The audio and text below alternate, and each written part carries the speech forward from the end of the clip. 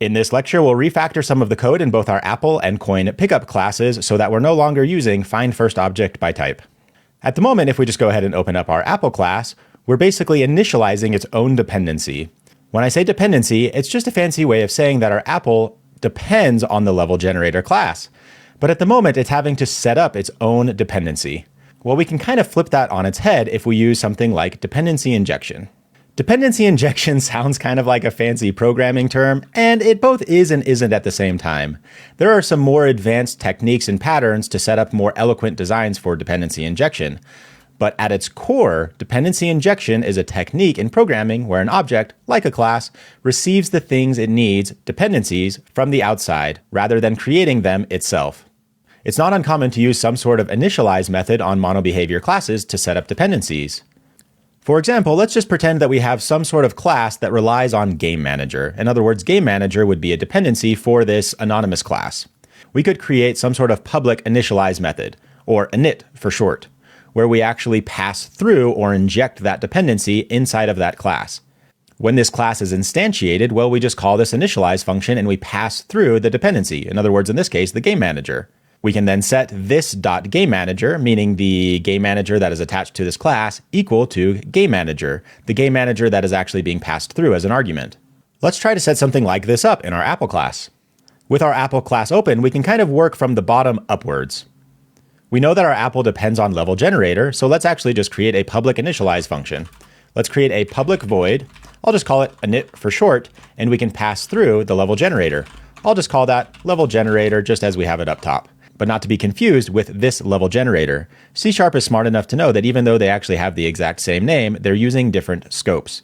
So we can actually set this .level generator, which is this one here at the very top of our class, equal to level generator, the one being passed through as an argument. Now, it's not uncommon to use this sort of syntax, but if this is confusing to you, you could do something like LG for level generator and set level generator equal to LG, for example. And that would work as well. This is not uncommon to see. However, I actually prefer just using this syntax here. And we're no longer having to use find_first_object by type. This class, Apple, no longer has to set up its own dependency. And it might go without saying, but this is a lot faster computationally than having to use find_first_object by type. Well, let's actually go use this init function in our chunk class where we're initializing our Apple. So let's hop over to our chunk class. Inside chunk, we just have to pass through the reference level generator when we instantiate an Apple. So let's go find our spawn Apple function. At the very bottom of our spawn Apple function, we can just go ahead and grab a reference to each individual new Apple. And we can actually instantiate it as an Apple. You don't actually have to instantiate things as game objects, for example. So you could do something like game object, call this new Apple. And then down below here, do something like new Apple.getComponent, and then go into that init function. So getComponent Apple init, and then pass through the level manager class that we don't actually have a reference to in our chunk. That would work just fine. However, you don't actually have to instantiate something as a game object. You can actually just instantiate it as an Apple. And then at the very end of our instantiate line, just say getComponent Apple. And it will still be instantiated in our scene, just as you would expect. We're just grabbing the reference Apple instead of game object. So this way we can just say new Apple.init, and then we just have to pass through level generator, which we don't actually have a reference for at the moment. So as you can imagine, the next step is just to pass through this level generator reference inside of chunk each individual time we instantiate a chunk. So let's actually just go ahead and follow this same pattern. We're going on a refactoring adventure, Bilbo Baggins might say.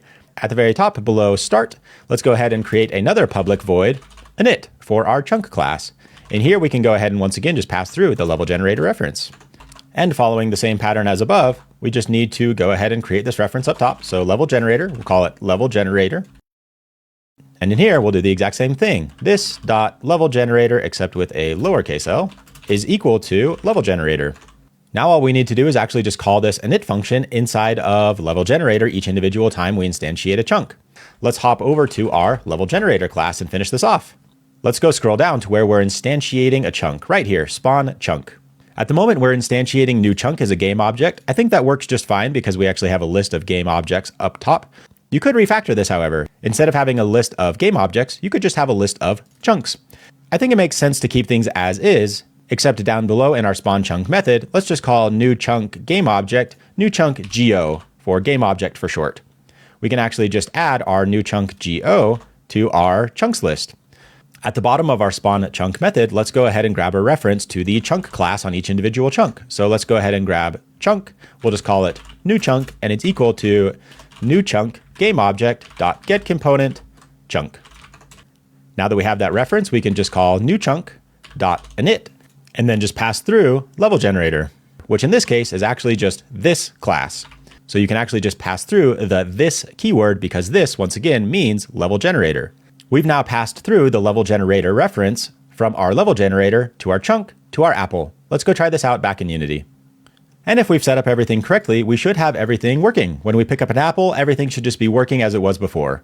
All right, it looks like we're all set to go, which I believe will introduce you to this lecture's challenge. Follow the same sort of pattern for our coin.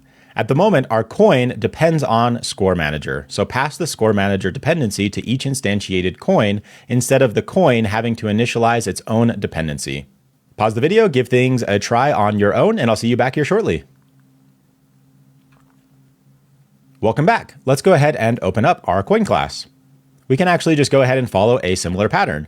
So let's go ahead and get rid of our start function, replace start with, I'll just call it once again, init, and we'll pass through a score manager. We'll just call it score manager, lowercase. This time around, we can set this dot score manager equal to, get rid of this ugly find first object by type, and set it equal to score manager. Let's go call this init function in our chunk class when we instantiate a coin. Inside of chunk, we're going to also need this score manager reference. So let's go ahead and just copy this pattern up top. Create a score manager reference that we'll just call score manager. And inside of init, just set this dot score manager equal to score manager. And make sure we pass through this score manager reference as a second argument inside of this init function. We'll just call this, once again, score manager, lowercase score manager. Now that we have this score manager reference, let's go ahead and call this each individual time we instantiate a coin. Let's actually just instantiate this as a coin. So coin, we'll call it new coin is equal to instantiate the coin prefab. And at the very end of this line, we'll just grab get component coin. Next, we can just go into new coin.init and pass through the score manager dependency. All we need to do is just fix this compilation error in our level generator class, since this is now being asked to receive two arguments. We need to pass through the level generator and the score manager. So let's go ahead and grab the score manager. We could actually grab that as find first object by type, and that would be totally reasonable now because we're only having to do it once per game. Or we can actually just grab this at the top underneath our references header. So serialized field, we'll call it score manager with a lowercase s. And it would not be uncommon, for example, to replace references with dependencies in this case.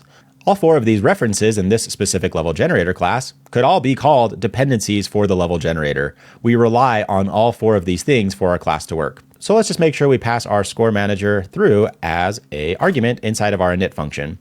So score manager, and we should be all set to go. Let's go try that out back in Unity. We just now need to assign this score manager field. So let's go ahead and just drag that in here and blow up our game view, press play. We should have everything working just as it was before, but we've now eliminated ever having to use find first object by type on all of these apples and all of these coins that are constantly being instantiated throughout our game. Well done on this lecture. When you're ready to move on, I'll see you on the next one.